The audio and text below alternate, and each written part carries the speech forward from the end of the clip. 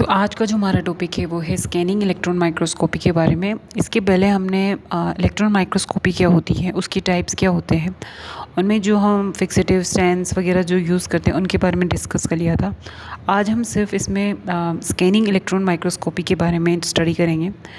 जो scanning electron microscopy होता है उसमें जो वर्ड है स्कैनिंग, इसमें जो भी हम इमेज देखना चाहते हैं जिस भी सैंपल की, उसमें पूरा ये स्कैन होता है। जैसे कि ये कोई इमेज है, ये कोई वस्तु है जिसकी मैं इमेज देखनी है, तो ये पूरी तरह से इसको स्कैन किया जाता है 3D में, 3D तरीके से।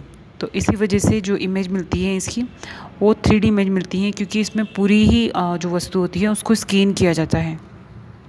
जिस वस्तु के या जिस सेल की या जो भी हमारा सैंपल होता है, इसमें क्योंकि हम इलेक्ट्रॉन्स का यूज़ करते हैं तो जीवित तो वो होंगी नहीं, तो जो भी सैंपल होता है वो कैसा हो जाता है, नॉन लिविंग हो जाता है। तो नॉन लिविंग सैंपल ही इसमें हम यूज़ कर सकते हैं। लिविंग सेल्स के लिए ये टेक्निक या ये माइक्रोस्कोपी यूज़ नहीं की जा सकती।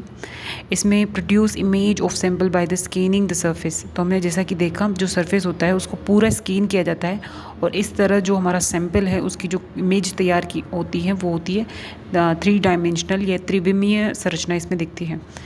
इसमें अगर हम पहले देखें तो हमें इलेक्ट्रॉन्स जो हमने इसमें यूज़ किए हैं, तो हमारे पास 2 तरह के इलेक्ट्रॉन है, एक प्राइमरी इलेक्ट्रॉन, एक सेकेंडरी इलेक्ट्रॉन। जो प्राइमरी इलेक्ट्रॉन होता है वो हमारा जो इलेक्ट्रॉन बीम होता है, जो कि टंगस्टन के गर्म फिलामेंट होते हैं, उनमें जो इलेक्ट्रॉन निकलते हैं वही हमारे प्राइमरी इलेक्ट्रॉन्स होते हैं। और सेकेंडरी इलेक्ट्रॉन्स किसको कहते हैं? जो प्राइमरी इलेक्ट्रॉन्स होते हैं जब किसी सेल के ऊपर गिराए जाते हैं तो उस सेल में भी तो कोई इलेक्ट्रॉन होते हैं ना, तो वो इलेक्ट्रॉन है वो बाहर निकल जाते हैं। तो मतलब जो प्राइमरी इलेक्ट्रॉन किसी सेल पर गिराते हैं तो जो सेल के जो इलेक्ट्रॉन है वो बाहर निकल जाते हैं, उन्हें सेकेंडरी इलेक्ट्रॉन कहते हैं। तो ये 2 टर्म इसमें आगे यूज़ आएगी, प्राइमरी इलेक्ट्रॉन क्या होते हैं एंड सेकेंडरी इलेक्ट्रॉन क्या होते हैं। अब हम देखते हैं जो हमारा स्कैनिंग इलेक्ट्रॉन माइक्रोस्कोपी है उसका यूज़ क्या होता है, ये एप्लीकेशन क्या होता है, हम कहाँ यूज़ करते हैं। इसका यूज़ हम कर सकते हैं वायरस स्ट्रक्चर की स्टडी करने में, या हमें अगर किसी की 3D इमेज चाहिए होती है किसी टिश्यू की, उसमें हम इसके बारे में स्टडी कर सकते हैं। और ये स्कैनिंग जो माइक्रोस्कोपी होती है वो इतनी ज़्यादा पावरफुल होती है कि हम इसकी क्रिस्टलाइन सरफेस का भी स्टडी कर सकते हैं इसमें। और इसमें हम various industry like food processing, medical devices, उनमें जो माइक्रोस्कोप का यूज़ किया जाता है वो स्कैनिंग इलेक्ट्रॉन माइक्रोस्कोपी ही होती है। स्कैनिंग इलेक्ट्रॉन माइक्रोस्कोपी को यूज़ हम सरफेस स्टडी में भी करते हैं, और सरफेस स्टडी के थ्रू हम इसकी 3D इमेज क्रिएट करते हैं। तो हम जो स्कैनिंग इलेक्ट्रॉन माइक्रोस्कोपी में जो यूज़ करेंगे उनके एक परिणाम देख लेते हैं, जिसमें इलेक्ट्रॉन गन होगी, इलेक्ट्रोमैग्नेटिक लेंस होंगे, सैंपल स्टेज होगी एंड इमेजिंग सिस्टम होगी। ये हमारे जो उसके घटक हैं उनके बारे में हैं। तो हम इसे डायग्राम की तरह इससे समझने की कोशिश करते हैं। तो ये है हमारा इलेक्ट्रॉन माइक्रोस्कोप। इलेक्ट्रॉन माइक्रोस्कोप में सबसे पहले हमने देखा जो थी हमारी इलेक्ट्रिक गन। इलेक्ट्रिक गन में होते हैं एनोड एंड कैथोड, और ये रहा हमारा इलेक्ट्रॉन गन। इसके बाद आता है हमारा इलेक्ट्रॉनिक मैग्नेटिक लेंस, जो कि इस इलेक्ट्रॉन गन से जो इलेक्ट्रॉन्स निकलेंगे उसको फोकस करने का काम करता है। तो ये इलेक्ट्रॉनिक मैग्नेटिक लेंस इसको फोकस करने का काम कर रहा है, जिसमें कंडेंसर, ऑब्जेक्टिव, ओक्यूलर लेंस वगैरह सब प्रेजेंट है।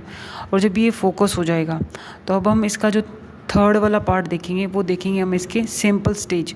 सैंपल स्टेज क्या होती हैं? ये सैंपल स्टेज होल्ड करके रखते हैं किसी भी स्पेसिमेन को, जिससे कि हमारा स्पेसिमेन इधर उधर मूव ना कर सके, जहाँ पे हमें इलेक्ट्रॉन हमने टारगेट किए है वहीं जा सके। तो ये है हमारी सैंपल स्टेज, और हमने यहाँ इसको होल्ड करके रख रखा है सैंपल को। इसके बाद हम देखेंगे इमेजिंग सिस्टम। तो इमेजिंग सिस्टम में ये एक कंप्यूटर और ये पूरा सेटअप है, जिसमें ये इमेज क्रिएट करने के लिए जो हमने यहाँ पर परफॉर्म करेंगे, तो ये इमेज क्रिएट करेगा यहाँ पे। और इसके बाद हम देखेंगे जो ये बॉक्स है इसमें वैक्यूम मेंटेन रखेंगे, ताकि जो ये इलेक्ट्रॉन्स इस डायरेक्ट सैंपल पे गिरे ये बीच में कहीं विचलित ना हो जाए, जो एयर में जो पार्टिकल है उनसे। तो यहाँ पर वैक्यूम रखा जाता है। तो हम अब इसकी जो स्कैनिंग इलेक्ट्रॉन माइक्रोस्कोपी है उसके बारे में हम धीरे धीरे स्टडी करते हैं कि इसमें होता क्या है और कैसे होता है।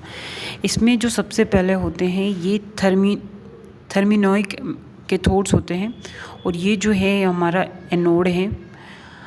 अब इस कैथोड में से जो कि टंगस्टन के हैं इसको हीट किया जाता है जिससे कि जो इलेक्ट्रॉन होते हैं वो यहाँ से निकलना शुरू कर देते हैं और जैसे ये निकलते हैं एक बीम की तरह ये निकलते हैं, एक लाइन में निकलते हैं। ये जैसे कि गन से कोई शूट करता है तो एकदम लाइन में बीम निकलती है ना, वैसे इसमें इलेक्ट्रॉन्स निकलना स्टार्ट कर देते हैं। अब इलेक्ट्रॉन अलग अलग डायरेक्शन में जाते हैं तो क्या होता है कि यहाँ पर हम इलेक्ट्रॉनिक मैग्नेटिक लेंस की मदद से इनको फोकस करने का काम करते हैं, तो ये बीम फोकस हो जाती है। इसके बाद जो हम ये देखेंगे जिसमें ये पर्पल बॉक्स है, ये है हमारा raster scan generator. Raster scan generator की हेल्प से जब ये बीम फोकस हो जाती है इसको हम अटैच कर देते हैं हमारे इमेजिंग सिस्टम के अनुसार। जो ये इलेक्ट्रॉन को स्कैन करके हमें जो इमेज क्रिएट करता है उसमें ये हेल्प करता है। इसका नाम है रास्टर स्कैन जनरेटर। तो हम इधर देखते हैं, ये हमारा जो ये पूरा ये कॉलम है जिसमें हमने देखा हमारे पास था कैथोड एनोड जो कि हमारे इलेक्ट्रिक गन की तरह काम कर रहा था, और ये हमारे इलेक्ट्रोमैग्नेटिक डिफ्लेक्शन के लिए है। अब ये जो बीम है ये सीधी हमारे किसके ऊपर गिरती है, ये हमारी स्पेसिमेन या सैंपल के ऊपर गिरती हैं। जैसे ये इलेक्ट्रॉन इस पे गिरते हैं तो इस यहाँ पर अगर मान लें कोई सेल है तो सेल में कोई होंगे इलेक्ट्रॉन, वो इलेक्ट्रॉन निकलना स्टार्ट कर देते हैं। जिसको हमने पहले क्या बोला था, उसको बोला था हमने सेकेंडरी इलेक्ट्रॉन्स।